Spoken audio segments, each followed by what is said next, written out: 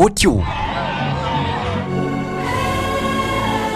kale tukomyewo nate nga bwe twagamba tusooka ne tubazaako emabega gye twatandikira oba ebintu byonna gye byava ne tusinzira we tuli kati ate ne tulyoka tweyongerayo mu maaso mu kitundu kyaffe ekyokutaano eky'olugendo lw'okulayiza omukulembeze w'eggwanga tukuleetedde ebyaliwo mu mwaka gwa 2011 era nga bino byatandika na kalulu ka 2011 nga kano kaali kabbugumu ly'amaanyi wakati w'abo abaali beesimbyewo okuva mu bibiina ebyenjawulo otyo wakati mu kusoomoozebwa okuva ku ludda oluvuganya oba oliawo abaali balowooza nti kyekyali ekiseera okuvuunika abakulembeze oba obukulembeze bwa Yoweri Kaguta Museveni nga yali yakafugira emyaka 25 ebiseera ebyo. Olwo nno ne bannabyabufuzi abawerako baasalanga amadiiro okuva mu bibiina ebyenjawulo okudda mu bibiina ebirala. Wakati nga bino byonna bigenda mu maaso era mu biseera by'okunoonya akalulu embiranye esinga yali wakati wa Museveni ne munne we baaliko mu nsiko Kano Dr. Kizza Besigye naye nga abeesimbawo okuvuganya baali 8. Mu bano mwe mwali Yoweri Kaguta Museveni yennyini owa NRM, Kizza Besigye owa AFDC oba Forum for Democratic Change, Norbert Mao nga yali wa DP oba Democratic Party, Olala Otunu ono yali wa kibiina kya UPC, omukyala Olivia Betty Namisango Kamya yali wa Uganda Federal Alliance essaawa eno ng'ali mu Kintu Minisita Mulamba, Abedi Bwanika owa PDP People's Development Party kati essaawa eno nno ali mu Nuupu era mubaka, Jabel Bidandi Sali Haji ono yali wa People's Progressive Party ne Samuel Obega Mukaaku eyajja kuba Namunigina kiyite Independent.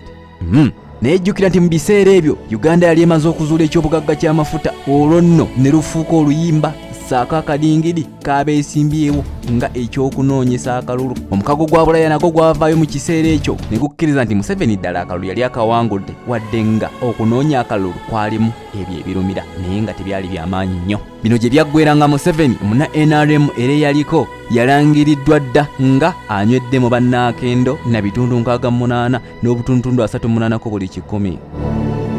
Tuserengese owa Forum for Democratic Change Dr. Kano Kizza Besigye yaddirya n'ebitundu 26 n'ekitundu kimu. Norbert Mao ne zimuleeta na bitundu kimu n'obutuntundu 86. Olala Otuno wa UPC naye ekitundu kimu n'obutundu 58. Betty Kamya owa Uganda Federal Alliance n'ebitundu 0 n'obutuntundu 44. Abedi Bwanika PDP ebitundu 0 n'ebitundu 65. Jaberi Bidandi Sali PPP People's Progressive Party ebitundu 0 n'obutundu 44. Samuel Obega Mukaaku eyali azze kuba Namunigina era nga yewaffe wa bulijjo teyalutumirwa mwana yavaayo na bitundu oba yakuulita n'ebitundu 0 n'obutuntundu 44.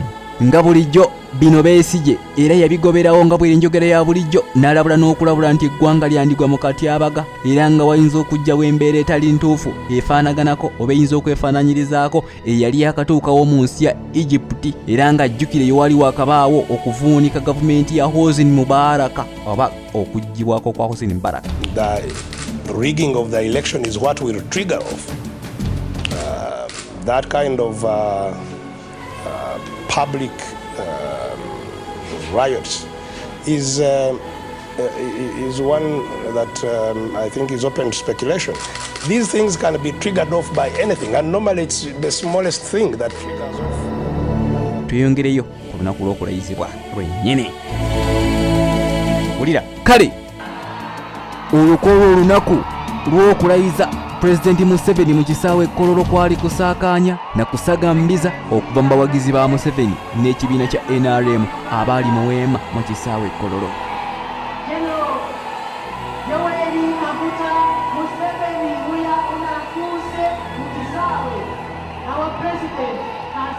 Akalulu kano era abantu nga bwe nkugambye kali tekajjumbirwa nnyo ng'abaalonda obulonzi baali ebitundu 59 n'obutuntundu 29 ku buli 100.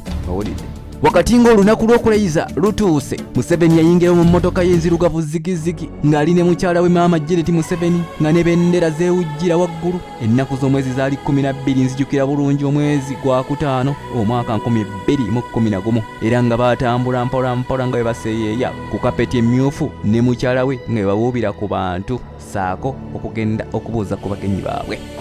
The President and the First Lady are proceeding abakulembeze ab'enjawulo olwo bajjanga mpolampola nga bwe beesolossa nga n'omukulembeze w'abaaniriza. mu bano mwe mwali Mwai Kibaki owa Kenya, Robert Mugabe owa Zimbabwe, owa South Sudan Salva Kiir Mayardit, Jakaya Kikwete owa Tanzania n'abakulembeze abalala bangi nga ye yennyini Museveni yabaaniriza nga bwe nkugambye. olwo nno n'abasanyusa ab'enjawulo baasanyusanga abagenyi, era oluvannyuma ono omukulembeze yalambula ennyiriri z'abasirikale era n'oluvannyuma n'ayogerako eri eggwanga n'abawagizi be. n'abakungu okuva mu mukago gwa East Africa baaliwo, era ono yalayizibwa ng'omukulembeze w'eggwanga era okulayira kwe kwakulemberwamu Ssaabalamuzi Benjamin Odochi. wabula ng'ekyenjawulo ku olwo Museveni yatongoza n'endagamuntu oba zite National ID oba akakonge.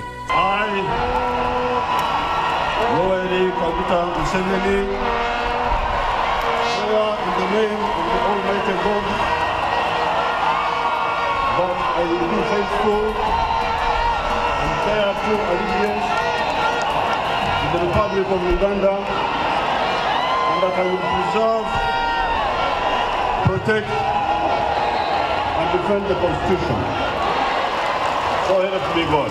Ssebo Muzeeyi yeekubya n'ebifaananyi n'abakulembeze banne ng'ekijjukizo. Tumalirize ekisemberayo ddala n'omumyuka w'omukulembeze ebiseera ebyo Gilbert Bukenya baali baseka aka Mahogany yaliwo mu bujjuvu. kati nno enkyale tugenda okuleeta emboozi yaffe esembayo ku lugendo lw'okulayiza omukulembeze w'eggwanga. Lenderera tova ku STV, gano gabeera amawulire go Nantaggwa Buwoomi Select ey'enjawulo. Zara Fati Musoke.